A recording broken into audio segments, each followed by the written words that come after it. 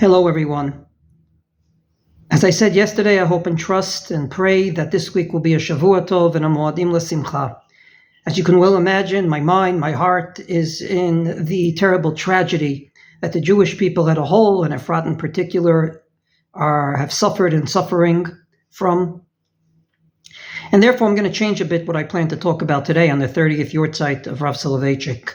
Rav Soloveitchik was famous, amongst many things, in the Kol Dodi Dofek that he delivered on Yom HaAtzmaut in the early years of Israel. He talked about the miracles of Israel and why it's part of a redemptive process. But less people are familiar with the beginning of Kol Dodi Dofek, in which he talks about suffering and how to deal with suffering, and suggests to Rav Soloveitchik that the better question to suffering is not why, but based on the example of Eov, who suffered greatly, the question is what? What can I do? What is my job after I've suffered or I've seen other people suffering? And I'd like to suggest something, once again in the realm of davening, that I believe we can all do. I admit that when I go to Minyan, ever since I started these podcasts, I look around for material. I need material for these podcasts, and I'm always looking for it, both positive and the opposite of positive.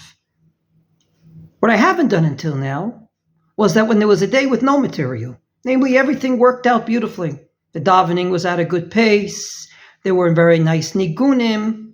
What I haven't done until now enough is to go out of my way to go up to that chazan or that gabbai and say, Shkoyach, davening was perfect. Not too long, not too short, not too high, not too low. It was basically perfect. And I believe, based on the example of Rav Soloveitchik on his 30th Yortzeit, I'd like to at least accept it upon myself, and I would encourage you as well.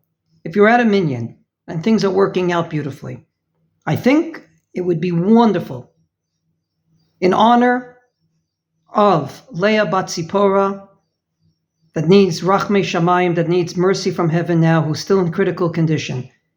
A lady that I know well, that is rare to see her without a smile on her face. That we add a few more smiles to the world.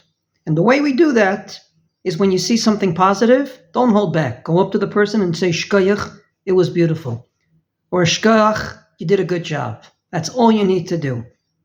You don't have to go out of your way, but at least in shul, walk a few steps, go up to the person and say, Shkoyach, it was perfect. I think that too will enhance our minyan participation and more good in the world.